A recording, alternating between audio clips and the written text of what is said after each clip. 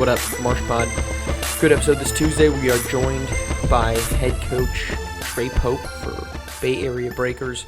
Really good conversation about the difficulties he's dealt with, both positively and negatively, about managing Bay Area, the team itself, and where they've pulled themselves to at this point, and briefly about the upcoming showdown tonight, 9 p.m. against Showtime. Enjoy. We'll see you on Thursday. All right, I'm joined Coach Pope, Bay Area Breakers, 1-0 to start the season. Coach, I appreciate you taking some time to come in and chat. How you doing today? Man, I'm here. Just watching the games right now.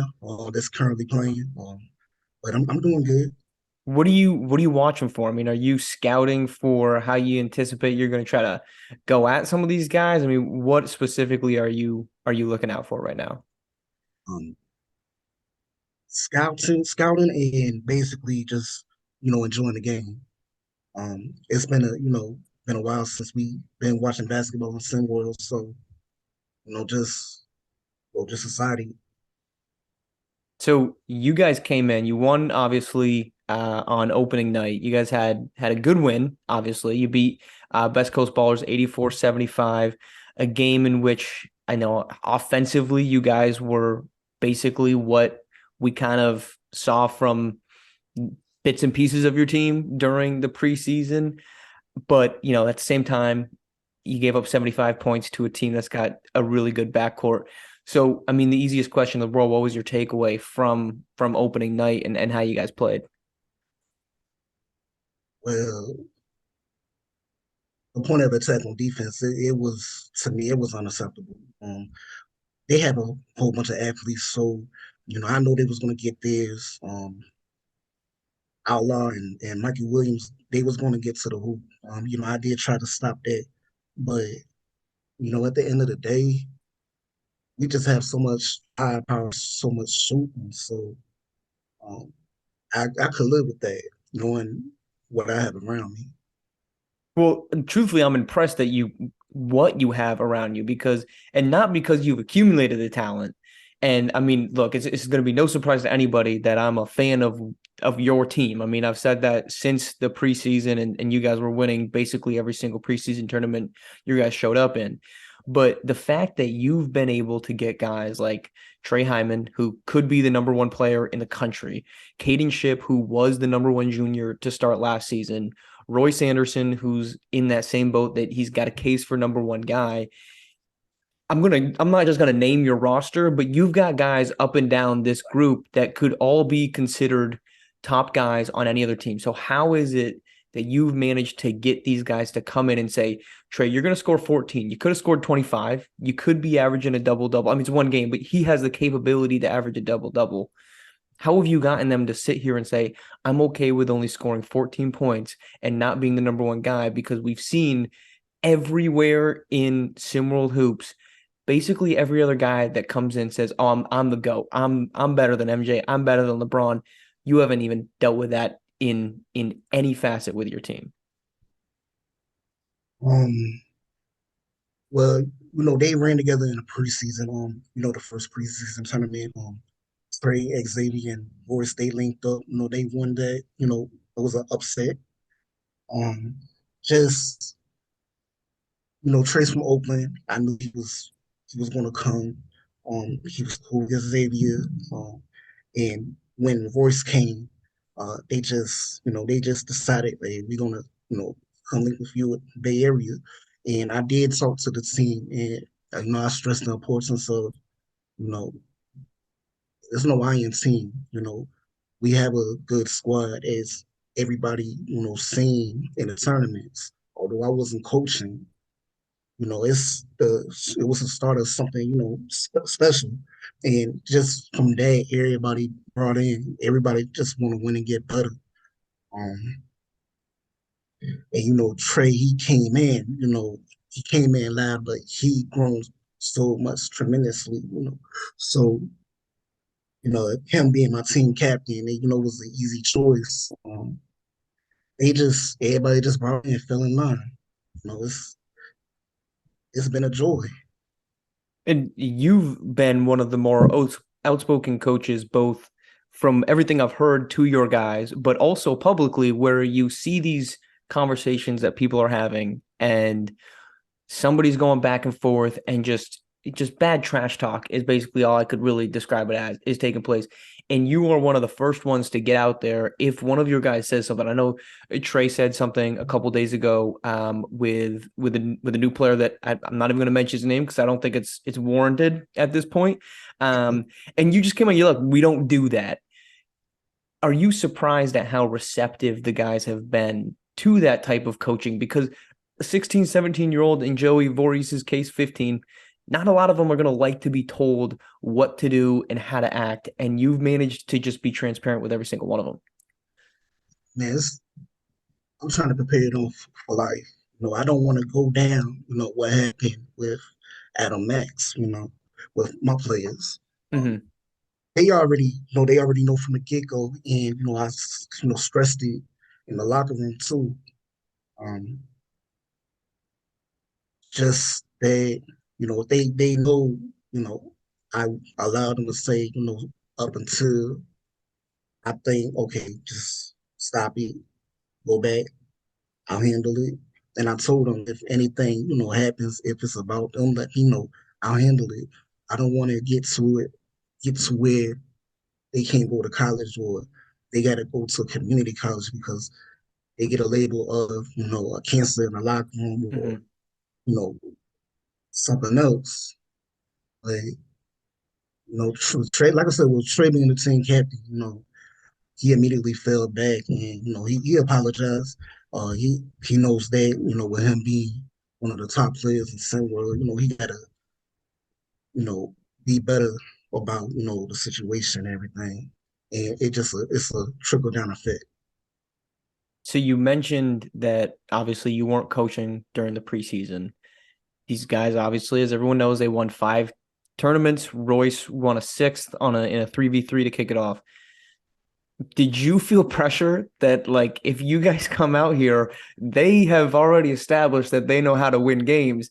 If you guys come up against Best Coast and the game plan that you've put in place, the rotation that you've put in place, if that doesn't work, well, it's going to be pretty obvious as to where maybe the lack of preparedness, the lack of skill might be. So did you feel pressure coming into opening night to be like, look, these guys have already proven they can play. Now I've got to prove I can coach them? No, I didn't feel pressure. Obviously, they did a tremendous job by themselves in the way I, you know, shape my offense around them. I already know when they was out on the floor, it was 4 shooters and Trey. And obviously Trey, he don't have an outside shot yet, but he can throw downs inside, get rebounds, he can run the floor. And he's so strong. So just tailoring, my game plan around that and then knowing what I had in Ronnie, Joey, Lawrence, Dimes, it was easy. And I felt real confident, against Best Coast ballers. I know they're a team full of athletes, so I know they're gonna get theirs. I know they're gonna, run the floor, they're gonna get to the basket. But obviously, I have a whole bunch of shooters and they already know how to play. So it was just making, minor adjustments, letting them know, hey, this is what we're gonna do in the in the locker room. Just we're doing this, this, and this.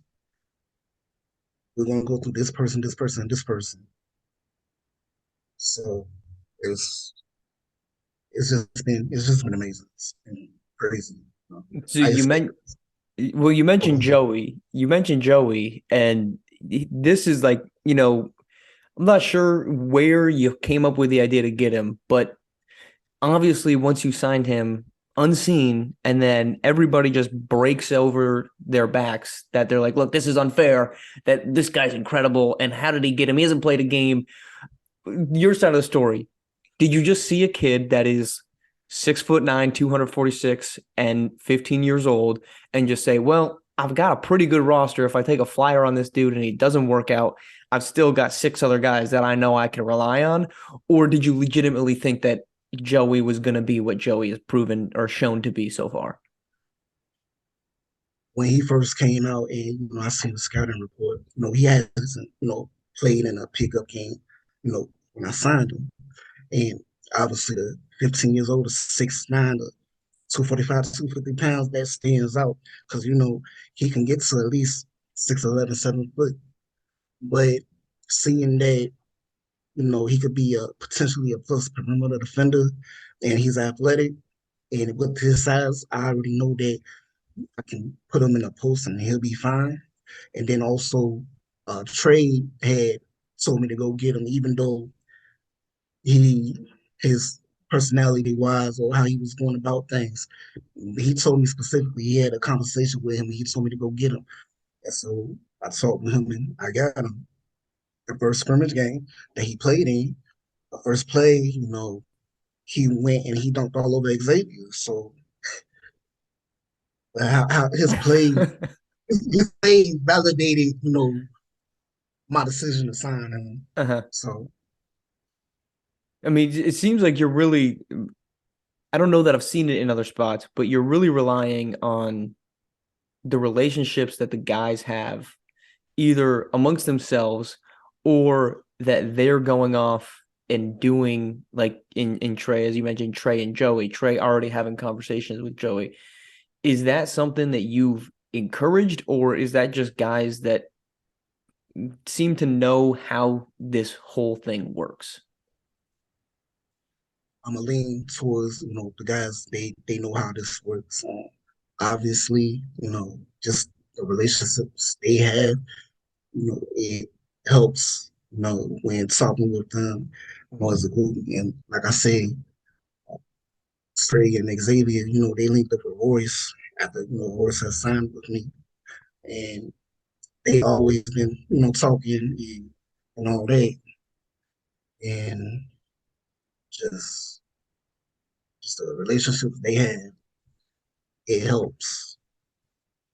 You know, So, how do you feel about Showtime? they got a good squad. They do. Um, I think Coach Smith, he put together a squad. Obviously I've seen the game yesterday, last night, even though I know he wasn't coaching. Confident that we can beat them. I'm not going to underestimate any opponent. But as everybody's seen on the at the Go to State tournament finals, even though it wasn't coaching, they basically had the same team, minus Mark Chisholm. I can't pronounce his name. My Mm-hmm. bad. But it was basically the same. It was basically the same team. So without rotations, but seeing how we did against West Coast and seeing that game, like I feel confident. Look, I tried you there, Dre. I was trying to get you to give me some bulletin board material, and you didn't do it. So I had to take my shot on it. Okay, I'll apologize, but I had to do it. No, it's all good. I know we had traded barbs in the beginning, but he a fellow coach. It's all good. We trying to have fun. We trying to win. We trying to build these kids up. So and as you've seen, if I come in there and say something, he's actually right behind me, or he'll say something, and I'll come and say something. So in that respect, I respect him for that. Helping me trying to get these kids together. So So, and I'm not trying to get John Morant. We're fine in the West. Take out of you, I swear. But you look at your division, and it's not easy with Showtime. You guys beat Best Coast. Asia Pacific has looked good. And then Oceania is kind of an unknown. We're recording this on a Friday. They haven't played yet. What is kind of when you look at the season, are you looking at it and say, look, we just got to take care of our division and the rest will figure it out? Or are you taking serious tabs of the rest of the league? And if you are, what are the teams that stand out that you look at and say, look, if we want to be where we ultimately want to end up here in the next couple months, we know we're going to have to deal with them. well, of course, we got to win our division. That's obvious. Asia Pacific, they look good last night. They look real good. Um, I'm looking at each game. I'm taking it one game at a time. Um, of course, Gotham Five. I'm trying to aspire to get on Coach Velarde's level. You know what I mean? Um, just that team. Even though they lost tonight, Run DMV, Coach Murray. Just trying to be like, hey, I know you still have a dangerous team. Well, somewhat Atlanta's. I have one regret, and that was not signing Blaine Kidd. Hmm. I was going to get him, but But they swooped in and got him from you, huh? I think I went in a different direction. I did consider him, but So I mean, he has a triple double on night one. What about it? I mean, look, he was unsigned. He played in the unsigned tournament. So what? Why did you decide not to add him? it was just a case of okay, Dimes, he was available, knowing Hmm. that of course they did their thing in the tournament, but I know I needed a point, to help run things. Um, so just I mean, does it sting? I mean, he's in your guy's backyard, right? Oceanside, California. It's not as if he's from, Tennessee, Texas, insert not West Coast region. That's your backyard, and he's balling out through two games. I mean, I'm not going to say it stings because you never know, what's going to happen, with these players. Hmm. It's good seeing him, going out like that. The triple double the first game. This was crazy. Well, I mean, it's kind of like I've said it before when I was looking at who could be a potential number one pick or number one prospect, and I said like Trey Hyman's good enough to be it, but he's just not going to put up numbers that's going to compete with what Blaine Kidd did because he just doesn't have he's not going to have the ball enough. He's not going to be taking that many shots. So I think you're right. I mean, to feel bad about it, look, if Blaine Kidd was on your roster, and he did even like half of a triple double, like if he just put up like 12 and 6 off the bench for you, I think the rest of the SimWorld Hoops League would be like, this is all right. We've got to reset because this is just not happening. So I mean, you're right in that aspect, but he's obviously proven through two games now. I don't have his stats from tonight. I think he had 20, 29 tonight in the game against Run DMV. Last time I checked, I heard it was. I know it was at least 26. I know that. I know Yeah, I he mean, was. he was Armani. unstoppable. He was talking Armani all night. Mm-hmm. So it's probably, to be honest, Dre, it's probably a good thing for the sake of the league that you didn't add Blaine Kidd in place of like, I won't badmouth any of your players for it. I won't make you do that, but it's probably a good thing that you didn't. Yeah, I know who you're talking about. I already know. All right. Well, look, Dre, I appreciate you taking the time. You guys let me see, what is your next game up? Do you have that? No, here we go. You Showtime. guys, Showtime on the seventh. what did you say? What day was that?